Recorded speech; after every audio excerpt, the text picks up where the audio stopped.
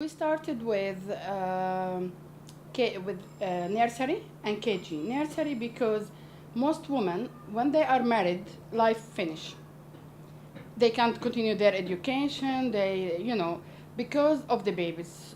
Usually, like in the past, we had the extended families, so they used to look after the babies if the mother is working or.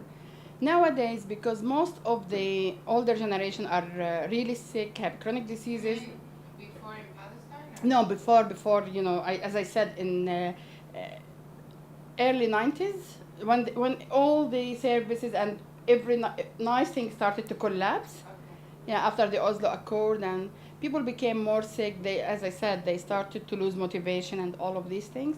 So What is the 90 Oslo? 90, it's because of the Oslo Accord, 93. So what's happened?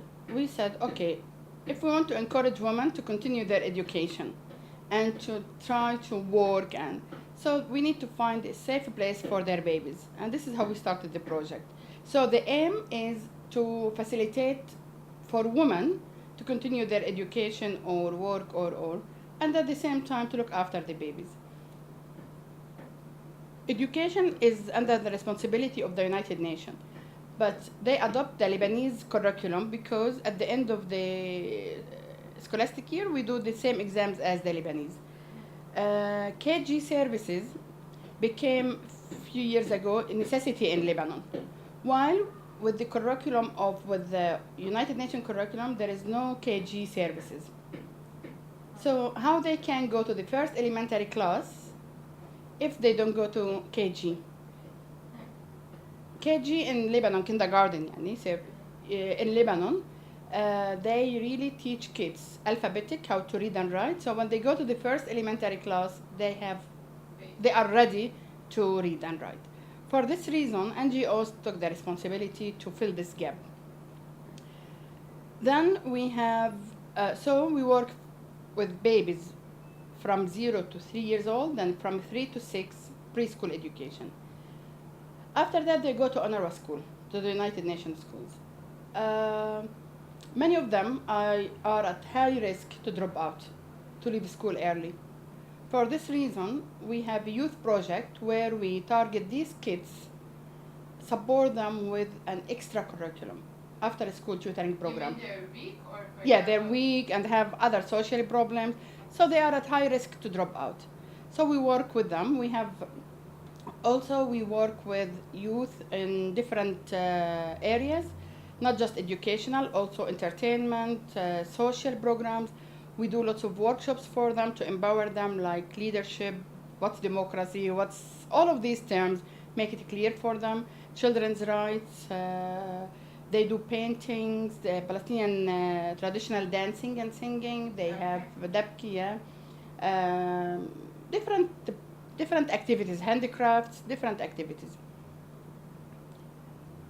Then we have a health project. Health project, mainly we target older generation because they suffer from chronic diseases, and in whole Lebanon and in the camps mainly, there is no community health service. So as you see, the camp, there is no street, like you can't drive, you can't. So for an old person who's sick to go to the hospital, which the hospital cited at the end of the camp, they have to go up the hill in a very small LAs, up and down, so they can't. It's a very difficult journey, and at the same time they need daily attention and care, especially those with diabetes, high blood pressure. Some of them they stay in bed for a long time, so they need special care to avoid bed sores, and if they have bed sores, dressings and things like that. So we have a group of nurses, physiotherapists who do all this work. Plus psychosocial support.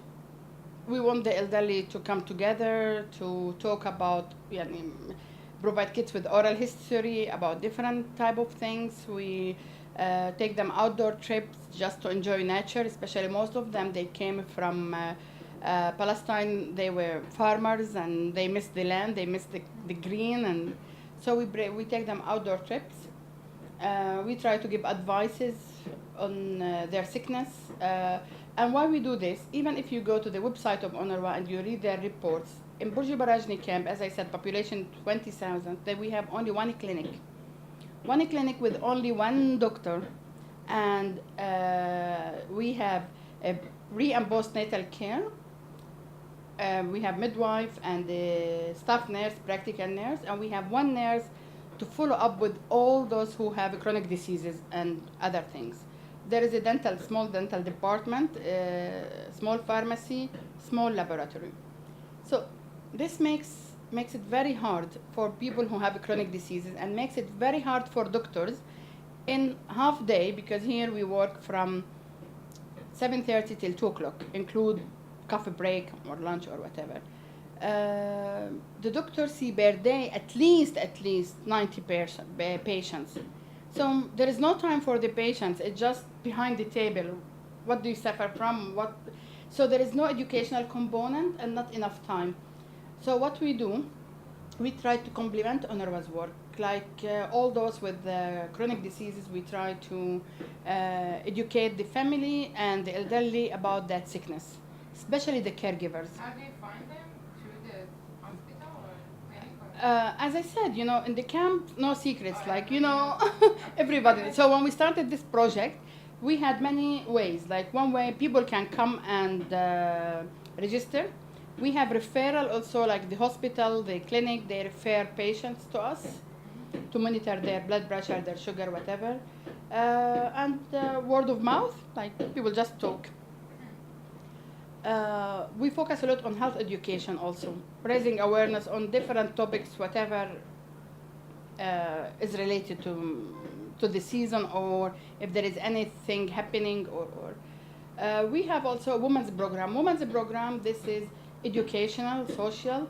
We have a center where women drop in, come at any time, have a cup of coffee, talk, during the day. And we have organized activities. Like when we have people come to we invite them on a purpose. Like there is a workshop or a special activity or anything like that. Mainly we focus on parenting, how to meet your children's need without violence, how to, gender issue, women's conferences international ones, what's the outcomes, recommendation. Because women are very isolated in the camp and they have no idea what's happening around the world. So we feel it's our duty to inform and to make these things clearer for them. We have different types of workshops. Vocational training, I believe in it fully, but the problem is where to find jobs. So for this reason, we try to train people on things they needed around the house. We do lots of also female health raising awareness sessions, like breastfeeding, breast cancer, what's a baby smear, why they should do it, all these type of things.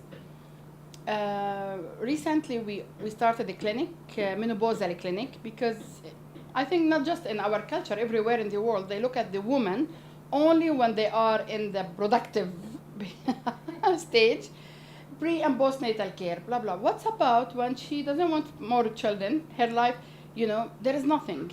And woman, through that period, she goes through lots of health and psychological somehow problems.